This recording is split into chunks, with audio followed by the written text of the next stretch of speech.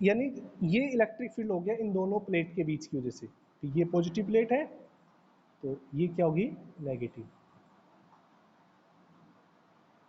ठीक है, अब देखिएगा हम बात कर रहे हैं यहाँ पर, अभी तक तो हमने ये इलेक्ट्रिक फील्ड होता है जब इसके अंदर कोई भी डाइलेक्ट्रिक हम स्लैब इंसर्ट नहीं करते हैं। ठीक है, और इसी को हम किस फॉर्मूले से लिखते हैं, यही फॉर्मूला हम ऐसे लिख सकते हैं, Q upon A epsilon not.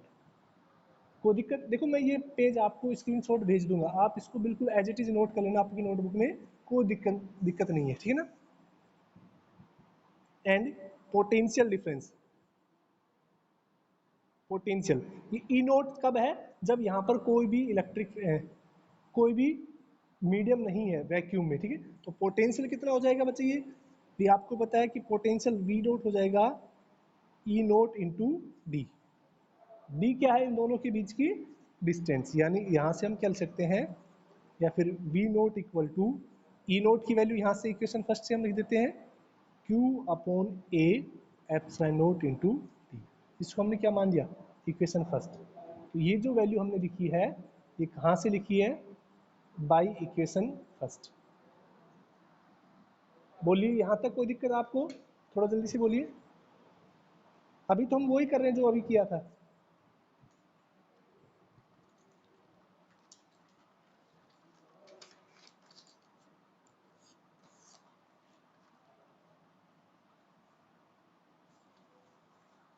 चलो ठीक है ना, चंचल तुम भी बहुत एब्सेंट रहती हो भाई, तुम मैसेज कर दो तभी समझ में आता है कौन कौन है कौन कौन नहीं है।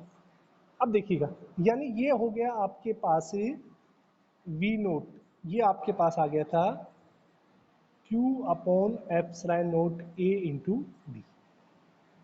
ठीक है, तो इस केस में हम जो कैपेसिटर है, ठीक है ना, सो कैपेसिटेंस कितना हो जाएगा, वो आपको पता है कि Q upon C naught, V naught के केस में कितना हो जाएगा, Q upon Q epsilon naught A into D.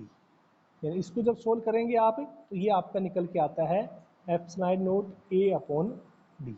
इसको इक्वेशन हम क्या लेते हैं 2। यहाँ तक तो हमने कल की क्लास में भी पढ़ा था। अब देखिएगा एक्चुअल में क्या है कि अब हम क्या कर रहे हैं, इस प्लेट पे, ये जो पैरेलल प्लेट हैं दोनों, इनके बीच में क्या कर रहे हैं, हम एक डाई इलेक्ट्रिक स्लैब फिल कर रहे हैं। ठीक है, हमने मान लिया कि इसके अंदर एक डाई इलेक्ट्रिक फिल कर दिया, ये रेड कलर से मैं जो नोट कर रहा हूं, इन दोनों प्लेट के बीच में एक डाइलेक्ट्रिक हमने फिल कर दिया। ठीक है ना, ये मान लेते हैं कि इसकी जो थिकनेस है वो टी मान लेते हैं, कितनी है, टी है, इसके अंदर फिल कर दिया जिसकी मोटाई कितनी है, टी है।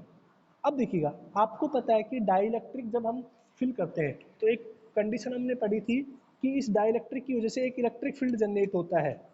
ठीक है ना, इलेक्ट्रिक फील्ड जनरेट होता है, वो अपोजिट डायरेक्शन में होता है, किस डायरेक्शन में होता है, अपोजिट में। पोलराइजेशन होता था ना, प्लस इसके रिपेल होते थे और माइनस इधर रिपेल, तो यानी ये इलेक्ट्रिक फील्ड इधर होता है अपोजिट डायरेक्शन में। इस इलेक्ट्रिक फील्ड को हम मान लेते हैं ईपी, ईपी मान लो या ईपी डैश मान लो या ईडी मान लो, जो भी आपको माना।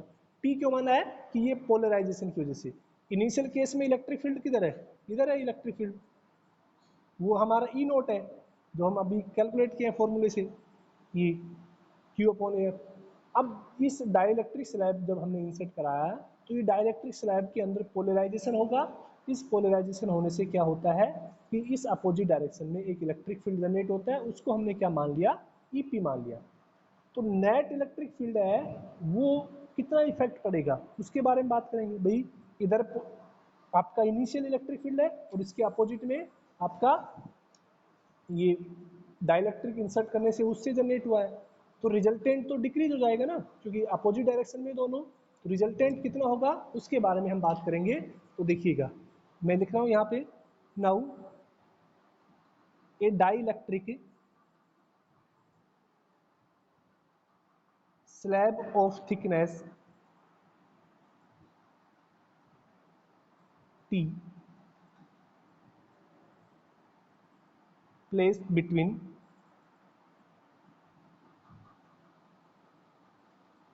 plate of capacitor हमने क्या किया है कि एक डाइलेक्ट्रिक स्लैब है, वो हमने क्या किया है, उन दोनों के बीच में क्या कर दिया, हमने फिल कर दिया। ठीक है, सो इलेक्ट्रिक फील्ड, जो इलेक्ट्रिक फील्ड है वो कितना हो जाएगा, सो इलेक्ट्रिक फील्ड, एक मिनट देखिए, एक dielectric slab of thickness T place between plate of capacitor, ठीक है ना। और इसमें एक लाइन यहां लिखना,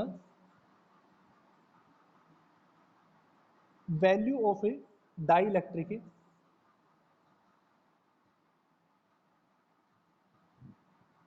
कांस्टेंट इज की, मान लेते डाइलेक्ट्रिक कांस्टेंट की वैल्यू कितनी है, के है, ठीक है ना। So electric field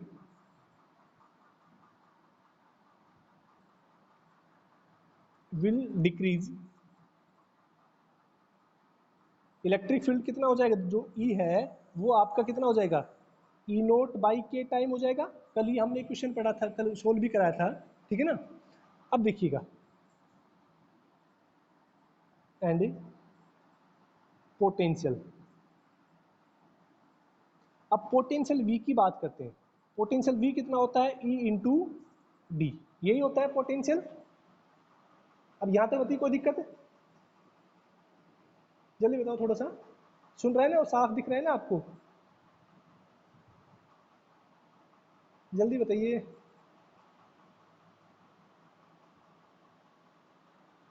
no sir, ठीक है ना, चलो। अब देखिए इस वापस डायग्राम पे आते हैं यहाँ पे। अब पोटेंशियल निकालते हैं। शुरू में अगर इन दोनों के बीच में इलेक्ट्रिक फील्ड नहीं होती, सॉरी, इन दोनों प्लेट के बीच में ये स्लैब नहीं होती थी, उस केस में जो पोटेंशियल कितना हो जाना चाहिए था, सीधा ई नोट इंटू डी, इतना ही होता ना, electric field into distance. Initial case का इलेक्ट्रिक फील्ड कितना माना है हमने, ई नोट माना है इंटू डी। लेकिन हमने क्या किया है, एक टी मोटाई की इसके अंदर क्या इंसर्ट करा दी, डाइलेक्ट्रिक स्लैब इंसर्ट करा दी। इस डाइलेक्ट्रिक स्लैब इंसर्ट कराने से क्या हो गया, पोटेंशियल पर इफेक्ट पड़ गया, क्योंकि पोटेंशियल में भी होता है ना 1/4 पाई क्यू अपॉन आर। तो देखिएगा, इस इसका इलेक्ट्रिक फील्ड है वो अलग, इसका पोटेंशियल है वो अलग होगा, और इसका पोटेंशियल। अब देखो, ये बात करें दोनों प्लेट के बीच में, ये टी मोटाई तक तो क्या है, डाइलेक्ट्रिक स्लैब है। तो जो वैक्यूम है या एयर है वो कितने डिस्टेंस में बची, वो टोटल प्लेट के बीच की डिस्टेंस डी थी, उनके बीच में हमने टी मोटाई की डाइलेक्ट्रिक भर दी, प्लेस कर दी, तो रिमेनिंग ये जो मोटाई बची है इसमें एयर बची है, कंप्लीटली फिल नहीं है ये, ठीक है ना। क्या है, इसकी कितनी पूरी डी थी ये मोटाई, पूरी प्लेट के बीच का जो विड्थ थी वो डी थी, हमने टी विड्थ की एक डाइलेक्ट्रिक स्लैब इंसर्ट कर दी, तो कितना स्पेस और बचेगा इसके अंदर, भाई सोचिए कि ये पूरा 20 सेंटीमीटर की चौड़ाई थी, हमने इसके अंदर 15 सेंटीमीटर की एक स्लैब इंसर्ट करा दी, तो रिमेनिंग एरिया कितना बच गया, रिमेनिंग लेंथ कितनी बच गई, 5 ही बचेगी ना, डी में से टी माइनस करेंगे तो ये रिमेनिंग, यानी इतना बचा है, ये केवल एयर बची है, और बाकी टी मोटाई तक क्या है, डाइलेक्ट्रिक स्लैब है, ठीक है। तो ये समझ में आ गया। तो देखिएगा पोटेंशियल कितना होता है, V बाई डी से, ये फॉर्मूला यूज करेंगे तो देखिए कितना हो जाएगा, V equal to E naught into D minus T plus E into P. ये लाइन समझ में थोड़ा सा समझनी है आपको। V पोटेंशियल कितना हो जाएगा, E naught D by two, यानी ई नोट पोटेंशियल कौन सा है, जब एयर होती है तो इस पूरी मोटाई के अंदर है, टी मोटाई का इलेक्ट्रिक फील्ड ई है, ठीक है ना, तो उसकी कितना हो गया, ई पी है उसका, और डी माइनस टी, यानी ये जो रीजन बचा है ये क्या हो गया, एरिया बच गया। ये लाइन समझ में आई कि नहीं भाई, डी माइनस टी के तक तो क्या है, वैक्यूम बची है, और टी मोटाई की जो इंसर्ट कराई हमने, जिसके अंदर इलेक्ट्रिक फील्ड कितना है, ईपी है। बताइए कोई दिक्कत, ये लाइन समझ में आएगी नहीं, ये दोबारा समझाएं इस लाइन को।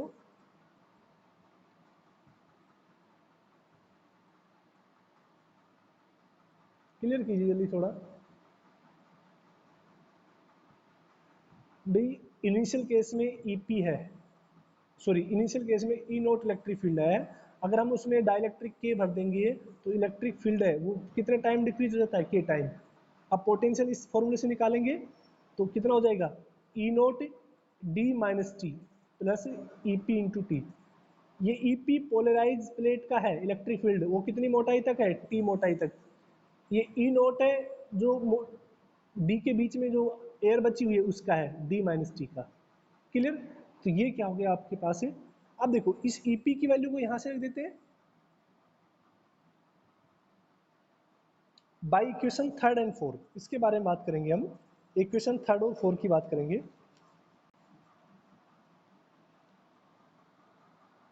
आप कुछ रेस्पॉन्स नहीं दे रहे, मैं सोचूंगा कि आपको समझ में आ रहा है।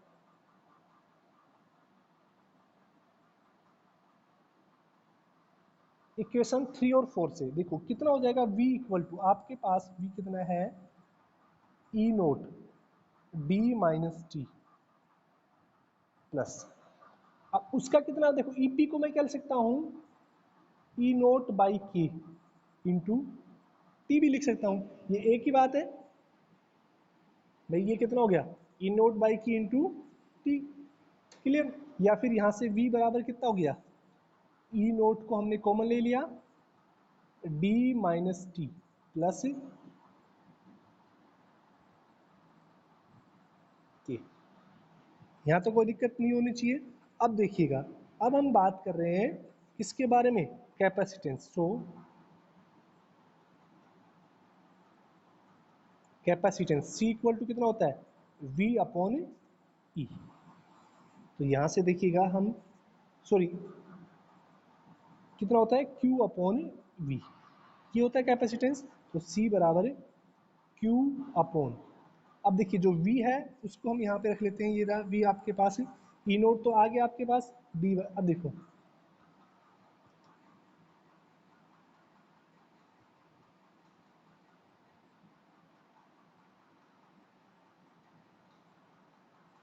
A into D minus T plus T upon के। मैं थोड़ा देखो एक स्टेप कम कर दिए, कैसे, ये वैल्यू कहाँ से आप कंफ्यूज हो रहे हैं कि सर यहाँ तो ई नोट था, ई नोट किसके बराबर होता है, अरे इलेक्ट्रिक फील्ड कितना होता है प्लेट के बीच का, याद कीजिए Q अपॉन एप्सिलॉन नोट ए, ये तो हम निकाल चुके हैं। और ये हो गया D minus T plus T upon के। इसको ऐसे भी तो लिख सकते हैं, तो ये हमने रख दिया, तो Q से Q कैंसिल हो गया, तो C बराबर कितना आ गया आपके पास, एप्सिलॉन नोट ए, ये तो ऊपर चला गया upon D minus T plus T by के। ठीक है। इसको और थोड़ा सही लिखना चाहें तो ये भी बिल्कुल सही है, अगर आप इसको लिखना चाहें तो ऐसे भी लिख सकते हैं कि C equal to epsilon naught A upon, इसमें से देखो d माइनस टी, ये हमने कॉमन ले लिया, तो कितना बचेगा, 1 माइनस 1/k, ये बच जाएगा। ठीक है।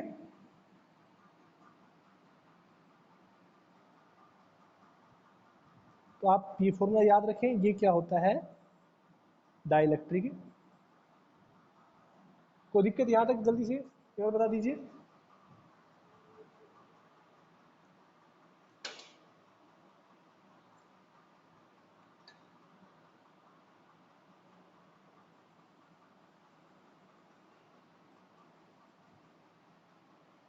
बाकी बच्चे कहाँ गायब हो गए भी,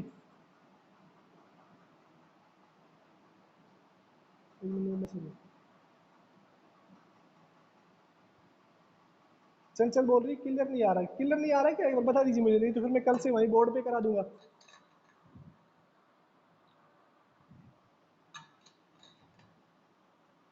जल्दी बताइए एक बार।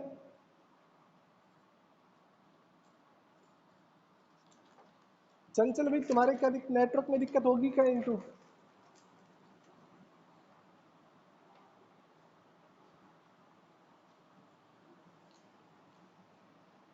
तो देखो इससे क्या है कि एक बार ये बताइए मुझे, समझाने की जरूरत है इसको या फिर नहीं, वापिस से।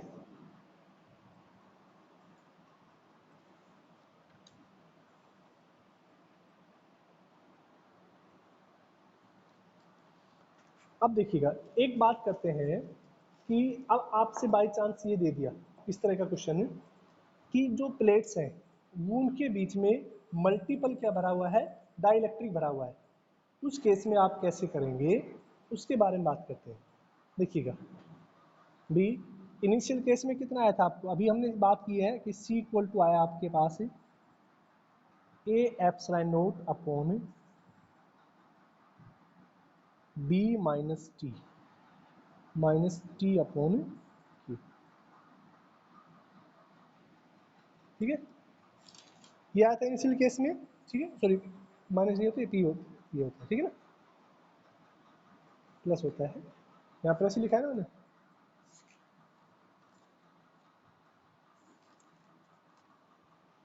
हाँ ठीक है। तो ये जब देखो टी मोटाई की यानी टी थिकनेस की एक डाइलेक्ट्रिक स्लैब इंसर्ट करते हैं जिसके अंदर क्या है, डाइलेक्ट्रिक कांस्टेंट के है। अब देखिएगा अगर आपसे बोल दिया जाए कि इन दोनों प्लेट के बीच में, इसको थोड़ा समझना कि दो प्लेट हैं, ये मैं रेड से लिख रहा हूँ, ये प्लेट, इन दोनों प्लेट के बीच में ये, तो हमने अलग अलग डाइलेक्ट्रिक भरा, यानी पहला मान लेते हैं कि ये एक डाइलेक्ट्रिक फिल कर दिया हमने, ब्लू से जो मैं लिखा है,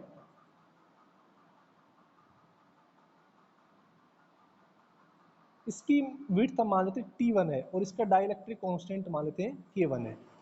एक दूसरा हमने फिल किया ये,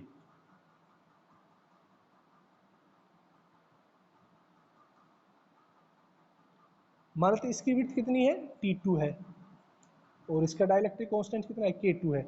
ऐसे हमने थर्ड फिल कर दिया,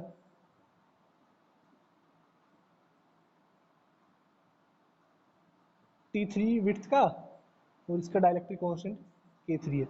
इस तरह से हमने n प्लेट फिल कर दी, कितनी प्लेट कर दी, n। अब देखिएगा उस केस में क्या इफेक्ट पड़ेगा, ठीक है ना। अब देखिएगा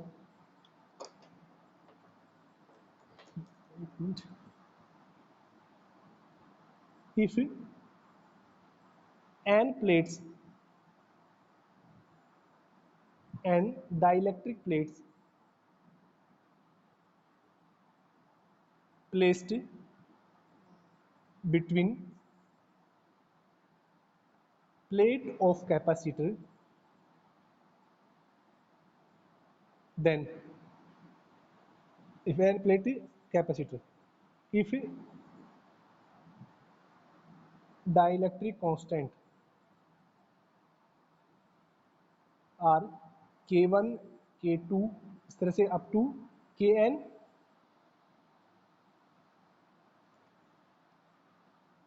and thickness is T1 T2 इस तरह से Tn। हमने भर दिया कि शुरू में जो डाइलेक्ट्रिक कांस्टेंट है उनकी जो कितनी है, K1 K2 अलग अलग किए हैं। पिछली बार तो क्या था, केवल एक ही था, तो उस केस, अब देखिए उस केस में कितना हो जाएगा। सो अब देखो ये T1 T2 T3 ये पूरी इनिशियल केस में इनके बीच में कितनी डिस्टेंस है, दोनों प्लेट के बीच में इनिशियल केस में डिस्टेंस कितनी है, D है। तो देखिएगा अब इसी फॉर्मूले पे आते हैं या फिर उस फॉर्मूले पे आते हैं कि जो V है वो कितना हो जाएगा, देखो E note into D minus T1 plus T2 plus Tn। यानी देखिएगा इस फॉर्मूले को समझना, D मोटाई पूरी थी, तो जो D मोटाई जब थी तो उसका इलेक्ट्रिक फील्ड E नोट है, तो स्पेस कितना बचेगा एयर में, यानी हमने T1 T2 T3 up to Tn मोटाई की हमने क्या कर दी, डाइलेक्ट्रिक प्लेट इंसर्ट करा दी। तो देखिएगा उसमें कितना हो जाएगा, T1 T2 T, तो रिमेनिंग एयर है, उन प्लेट के बीच के रिमेनिंग एयर है वो कितनी बचेगी, D माइनस इन जितनी भी प्लेट्स का विड्थ है उनको हम जोड़ के, और इन दोनों रेड प्लेट यानी कैपेसिटर की प्लेट के बीच में विड्थ है उसमें से माइनस कर देंगे, तो ये आपके पास केवल वैक्यूम वाला बचेगा। और प्लस दूसरा कौन सा है, जो आपका फर्स्ट वाली प्लेट है इसके लिए बात करें हम, सेकंड वाली प्लेट है इसके लिए बात करें, थर्ड वाली प्लेट है इसके लिए बात करें, तो इनके बीच में देखिए कितना हो जाएगा। अभी हमने बात की थी कि E naught by K1 into T1 plus दूसरी वाली प्लेट का ई naught by K2 into T2। इस तरह से कितना हो जाएगा, E naught by Kn upon Tn। ठीक है ना। अब देखिएगा यहां से V कितना हो जाएगा, ई नोट तो हम कॉमन ले लेंगे, आपके पास बचेगा ये D minus T1 plus T2 plus Tn, ये बचेगा आपके पास, प्लस यहाँ पे बचेगा T1 upon K1 plus T2 upon K2, इस तरह से Tn अपॉन Kn। यहाँ तक कोई दिक्कत। अब देखिएगा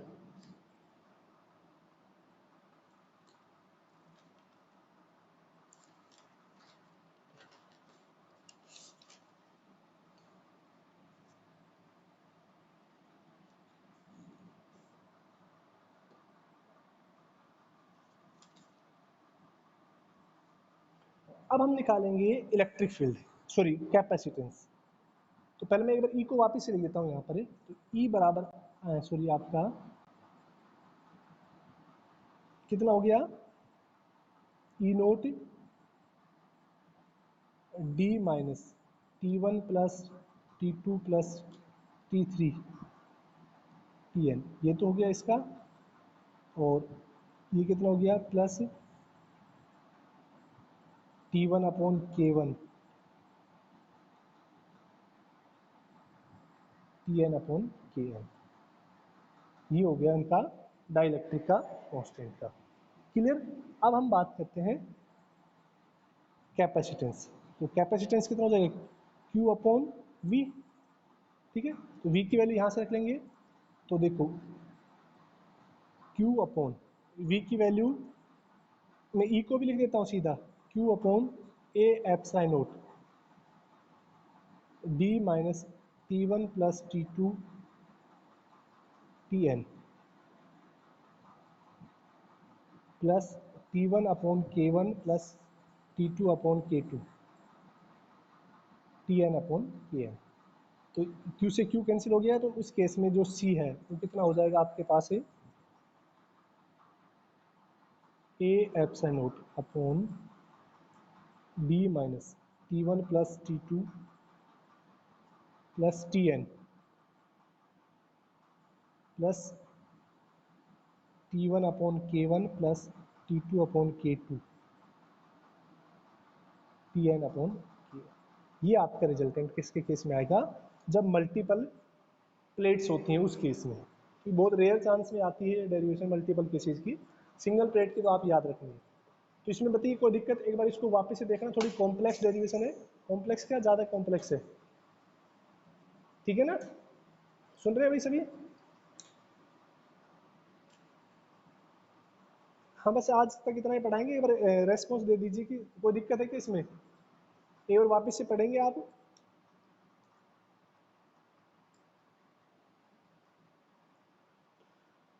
नोट्स आप चाहे तो नोट उसमें से कर लेना थोड़ा प्रॉपर, लेकिन आपके नीट एंड क्लीन होने चाहिए।